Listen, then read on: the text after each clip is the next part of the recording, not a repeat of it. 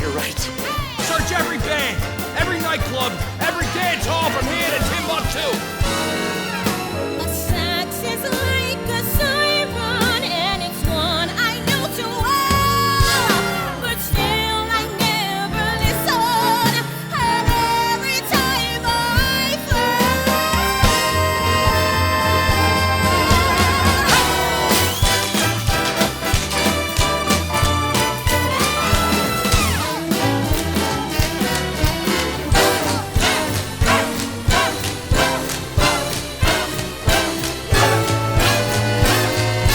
Let's be back.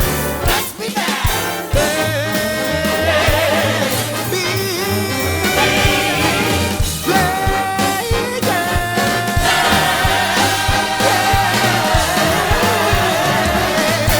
Some like it hot, and that ain't bad.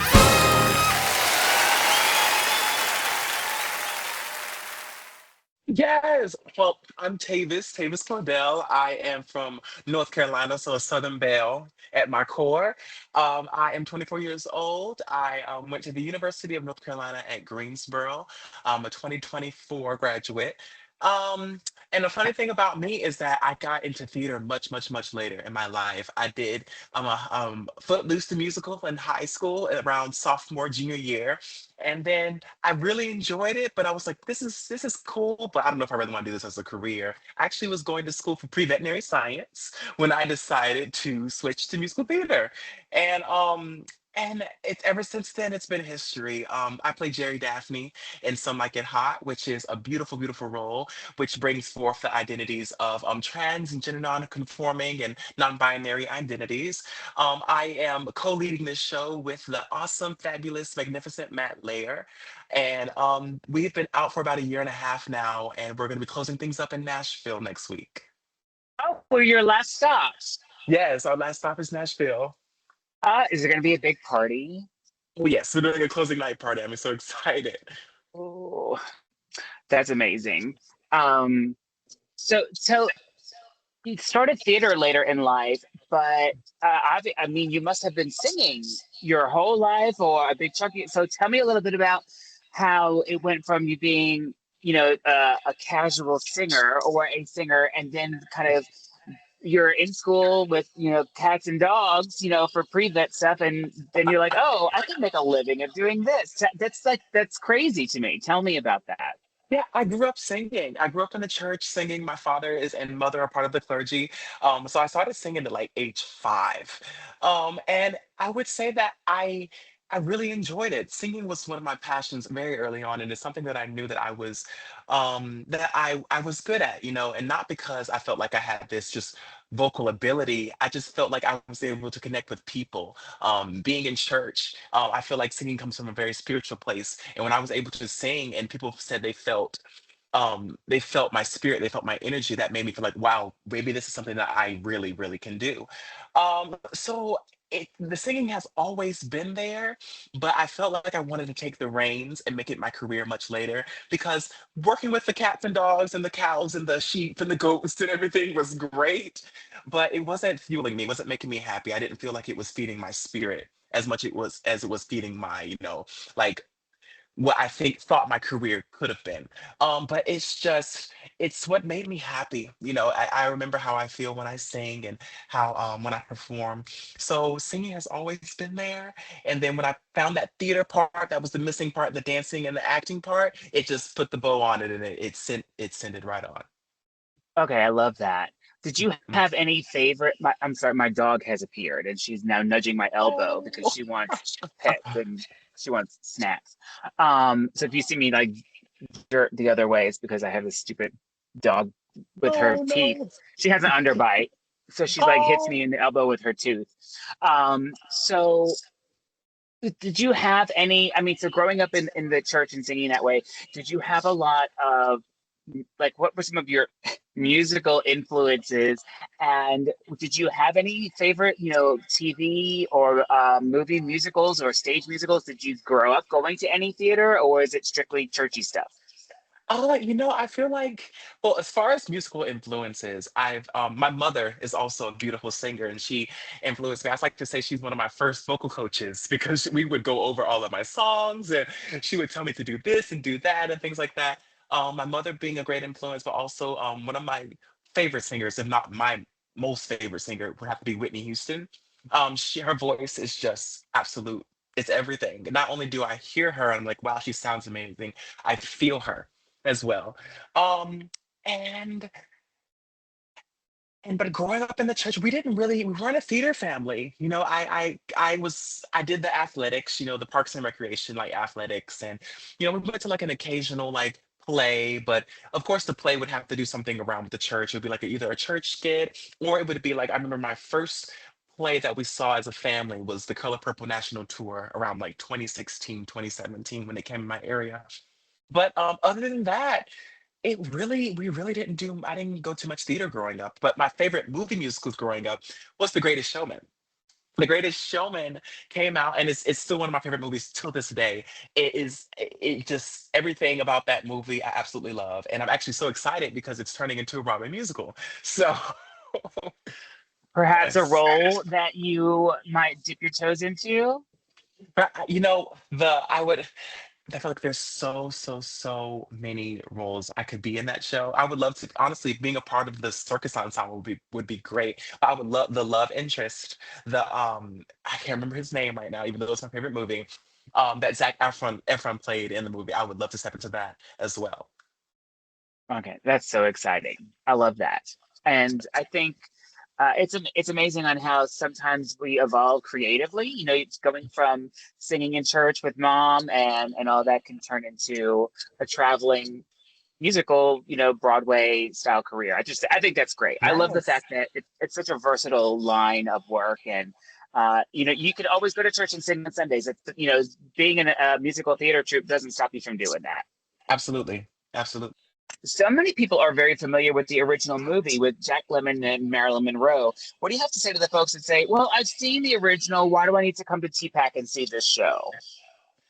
You need to come to see our version, our rendition of Some Like It Hot, because it's an updated, modern sense. It has an updated, modern sense of cultural sensibility, and it brings a fresh light to the story of Some Like It Hot. I feel like Some Like It Hot was so great for its time. It's listed as one of the funniest movies of all time, and after seeing it, I can agree. I was laughing the whole time. But I feel like our show brings a lot of awareness. Our show brings a lot of language. Our show brings a big, splashy Broadway spectacular with a nice message of love and respect. And I think that everyone can enjoy and pull from. So has the setting been altered from the original? Like, is it set in modern times or is it kind of set back in the day? Has the Yeah, it's just basically it's set in Chicago, so everything's pretty much the same. The only thing that is different is that I know that they go to the Hotel del Coronado in the movie that is in Florida, but we go to San Diego where the actual Hotel del Coronado is. I thought that they went to the one in California too in the movie. I think that they went there, but they said they were in Florida Oh, in the film. they probably got out of like paying some sort of royalty to the hotel or something. Probably. Have you ever been to the Hotel Del in San Yes. Diego? It's Me too. gorgeous. We went when we were in San Diego, and matter of fact, they had a big event and they declared it National Some Like It Hot Day while we were there. So I love that. What are some of your biggest challenges that you face in preparing for a role in this show and a tour that has lasted this long for this show? You know, some of the biggest challenges I would say there are some physical things that get in the way, because when we're traveling, we have allergies, we have different temperatures, we have different climates. One thing, being in Texas, oh my God, I've never taken so much Zyrtec in my life. Like being in Texas. And then sometimes we're in different altitudes. Reno, Nevada, and Denver, Colorado, we were above 4,000 feet altitude. So breathing was hard. But also, I would say, with the content matter of this show, we do address the identity, and we do address someone coming to their idea of being non-binary, gender fluid, or walking into their transness. So I would say I wouldn't say it's a challenge, but it's something that I have to take note of and just lead with so much heart going forth, traveling this country, especially today, to make sure that I am leading from such a warm, warm, warm place and spreading this beautiful message.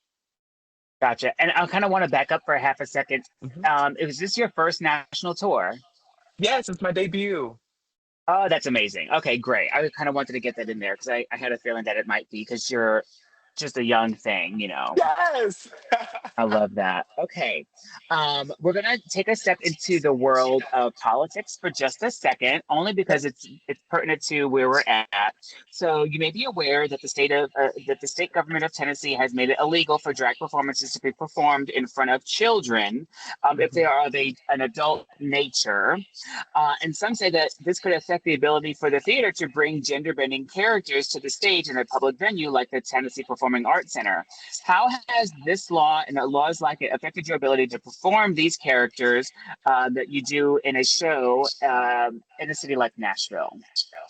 It just makes me it makes me lean into the side. We don't consider this show drag at all. This isn't drag. We are in some unfortunate circumstances that have us use disguises. And while in these disguises, we come to, well, one, my character comes to the identity of, wow, this is who I love to be. So this isn't drag in any form. It's actually someone coming into a sense of expression and finding out that they can play with both their masculine and both their feminine side. That almost sounds like not a rehearsed answer, but has the production company given you some tips on how to answer questions like what I asked you? Well, yeah, yeah. Always with our teams and stuff like that, they tell us about how we present our show, and this is actually the basis that our show is set on. So if somebody says, well, obviously it's a man dressed in women's clothes, that's drag. I'm Mr. Politician. I'm knocking on the dressing room door and be like, we don't like drag queens here. You say, Mm. well, this is not drag, this is character emulation. So has that, I mean, in places like Texas or anywhere else, has it been an issue? Have you had the knocks on the doors or letters sent to the production crew? No letters that I'm not aware of any letters or anything. Knocks on the door. I feel like everyone has a difference of opinion on what something is and what something is not. But one thing I can say is that we just let people know, like, hey, we are all people, and that we choose to express ourselves in very different ways. Whether you think it's one thing, whether it's not, I'm telling you who I am and how I decide to present myself. And honestly, that's all I can lead with is how I tell you who I am and how to address me. Right. I have on several occasions because I'm very politically active in the sense that I'm just politically aware, and I've testified Mhm. in front of our state house, and I'm very active with my state representatives, such and things like that. So I people say to my attention, they say, well, bringing Mrs. Doubtfire or something like a hot to TPAC, this law isn't going to affect that because that's theater. And then some people say, well, but Mrs. Doubtfire and Something Like It Hot, the original productions, like these are straight men that get caught in situations that are putting Mhm. on women's clothes, and it's always the butt of the joke. And so that's not drag, that's not transness. Um, but but laws like this do affect actual drag performers and people that are gender nonconforming. Do you think that if we continue to have performances like this come to states like Tennessee, do we help the cause of showing that this is theater and there is a place for this, and this is not, theater in general or drag are anything that needs to be hidden from the eyes of families? That's a very interesting question. Um, I would say that hmm, that is very tricky. Yeah, it's very tricky to answer. Sorry. Um, it's I mean it's fine. I just believe that spreading shows like this just brings awareness. It just shows a sense of humanity. Because not everything is going to be it brings a sense of humanity. That's all I'm gonna say when it comes to that. It just shows the diversity as who we are as people. And I believe that showing messages like this, it shows that we are all different, but we all have one thing that is very similar and very the same. We are all humans. We share a human experience. And with love and respect, we can all learn to accept each other and to lead forward with that. Do you think that the art of theater, and especially musical theater, plays a part in how we are processing the current state of our country, especially in regards to LGBT members of our communities, and highlighting our trans brothers and sisters, and especially our trans brothers and sisters of color? How do you think that musical theater can allow us to kind of navigate through this time? Absolutely. Art has been a way that we have rebelled or just talked about what's going on in the political climate for so many years. I believe our art reflects what's going on in the area, and I believe that if we bring those the intersectionality, find where the politics meet theater and art, and we can spread messages and spread how we feel, we can honestly promote lots and lots of change. We can actually promote not only just change in the what we perform on stage, but also just encourage people to think differently. Seeing things on stage. I believe our show does a beautiful job at finding that homage to old nostalgic Broadway, that MGM feel, but also having that updated cultural sensibility that slips it in there like, hey, we love this show. We love these characters and things like that. Well, maybe I need to add a little bit more acceptance and love into my life and respect. And, I feel it comes from a different lens when it takes you on this journey with all of these people and you grow to love these characters. And then when this character comes to tell you something about them, so I feel like, oh my gosh, I love them so much. Of course, it's not going to change anything. So I believe that finding the intersectionality between politics and theater can provoke so much change and thought provoking change for sure. If somebody approaches you and says, "I've never seen the movie or the musical," how would you describe this show to someone who may be encountering musical theater for their very first time? Ooh, be ready for a slapstick comedy, relaxed night at the theater, belly laughs, jazz music, and just everything that I believe a great Broadway show or a classic Broadway show has. For the first time, just open your mind to color because you're going to see so many different colors on stage through costume, through vocal colors, through set. Just be open and just ready to receive the big Broadway spectacular that is Some Like It High. Amazing. I love it. I'll be at the show on Tuesday, so Yeah, okay, opening night. Okay. I'm really looking forward to it, and So, I love it. Okay, so um, for some of the younger people, maybe even just a little bit younger than yourself, even though you're just a mhm, babe in my eyes. For the younger people who really want to get into theater, and they see how difficult it can be and I may be taking some license, and mhm. please correct me if I am wrong, but would you be comfortable in saying that you are a part of or an ally of the LGBT plus community? I am a part of the community. Yes, Okay. I am for sure. I have interviewed lots of musical theater people who say I'm a great ally and be like, Oh okay. no, baby. I'm in So, the community. okay, I'm a Yes. respectful bitch. I just, Yes. before I read the rest of the question, I'm like, you know what? Let me get on record, that he's subscribing to the Friends of Judy magazine. Yes. Um, Yes. for the younger people who really want to get into theater and they see how sometimes it could be so difficult for LGBT actors, actresses, and non-binary performers, they want to break out into a performing arts field, but they see how much hatred is pointed towards our community. How do you tell them that it is a safe space and a worthy career option, Oh or my even a gosh. hobby? It's theater theater people have been some of the most accepting people that I've been around. I feel like honestly, theater people from when I joined drama club in high school, it seemed like a group of people who have felt the same way, who have felt hatred from different communities and things like that, coming together to support each other. So, being a theater person around theater people, I have felt so much support and so much community. And not only from the community, we have now stories that uplift us and stories that are being put on Broadway, like things like not only in like subject matter, have some like it hot, you have strange loop shows that the subject matter is um about affirming and having an LGBTQ experience, but also just representation. Actors like Alex Newell, J. Harrison G, who are now non-binary, gender non-conforming individuals who are such pinnacles and such beacons of light and hope and showing such stature in the community that you can be a part of this community and also be very successful in this community and be uplifted by not only the theater community but people in the world. Yeah, I think that's very valid. You got me some Barbara Streisand moments when then you kept saying people, people, people. I'm like, oh, I feel like People, he's gonna break yes, people who need yes, people. I was just like, oh, it's coming. Okay, come yes. on, Barbara. Do what has been some of the most fun parts about being in this production, learning the score, being able to work with the characters that you're working with on and off stage? And would you do this show again in some time if it ever came up? Yeah, some of the most fun parts about this show, I would say one thing, this company is amazing.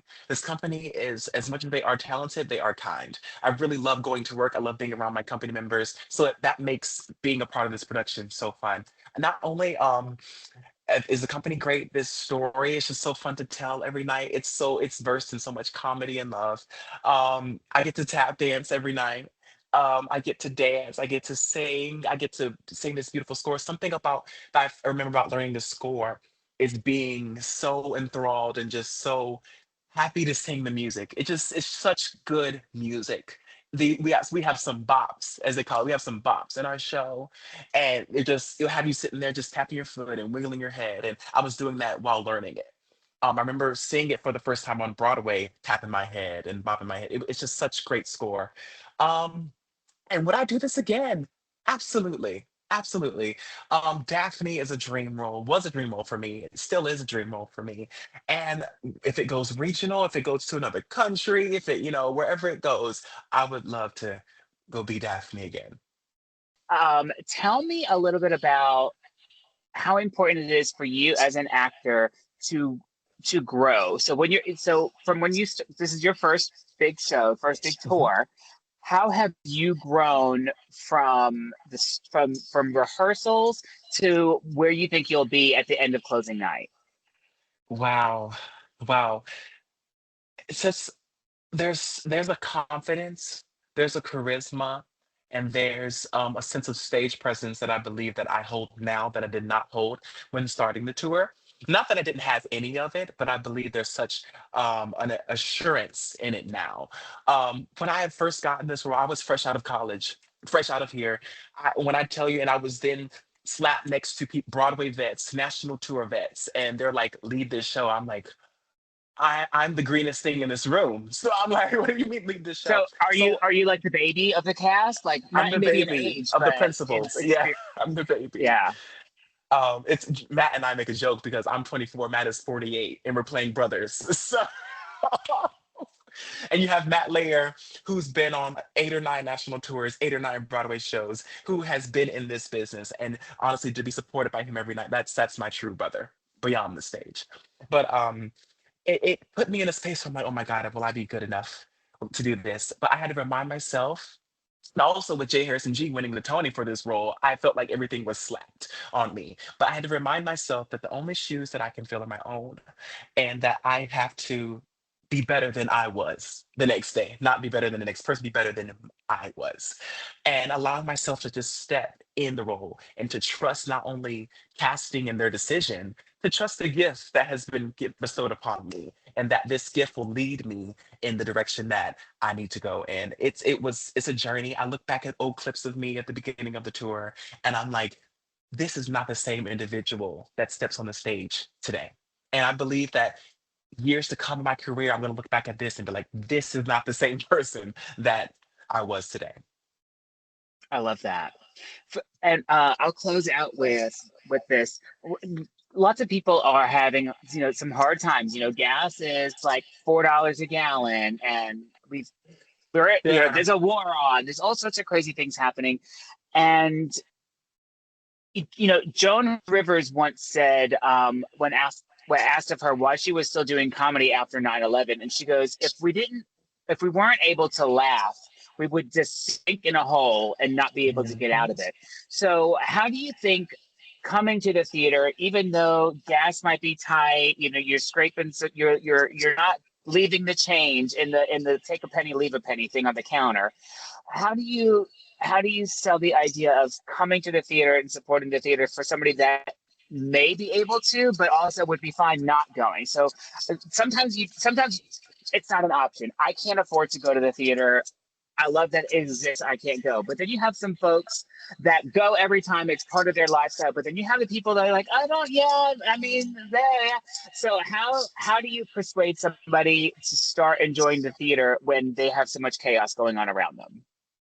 Well, like that old phrase, laugh to keep from crying, and not necessarily as a concealant, just more so as a be open yourself to some unexpected joy in your life. Going to see a show, and like I said, with what we talked about earlier with art, changing the mind, changing the heart. I believe that going to see a show can open up your mind because it puts things in context, and just seeing a show and you're like, oh my God, this is just all this tap dancing, all this joy, all this, not only all this joy, we have representation and diversity. And so just seeing really just everyone come together and be happy and enjoy a human experience and then have a beautiful message of, hey, this is who I am, love and joy. I believe if we added a lot more love, respect, joy, and acceptance into our lives, we would be in such a better place as a human race, as a human race. So come to the theater for some unexpected joy and theaters can be more accessible now. There's lotteries, there's rush tickets now. So maybe entering in some of those, and because it's allowing people who may not be as fortunate to get the $200, $400 tickets, someone who can get like more of a more affordable ticket and come see this theater. I believe that it's something that everyone should see. Theater art is just something that everyone should consume. Yeah, and luckily, in a city like Nashville, there is a lot of accessibility to entertainment. So we are Yes. very fortunate in that way. And I hope you get to enjoy Nashville when you're here. Yes. How long will the show be running? A week. We are there for 1 week. Okay.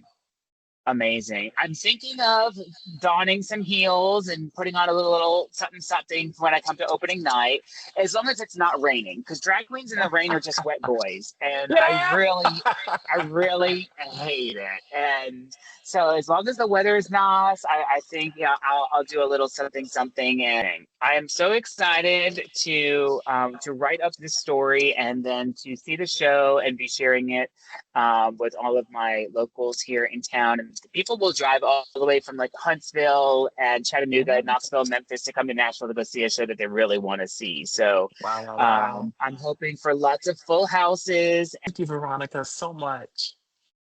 Well, thank you for your time. I really appreciate you. Where are you guys at right now? We're in Fort Worth, Texas. Well, you go enjoy the rest of this run in the great state of Texas, and then we will see you here in Nashville on Tuesday. So I excited. can't wait. Thank you, Veronica. I can't wait. You're welcome. Have a great afternoon. You as well. Bye bye.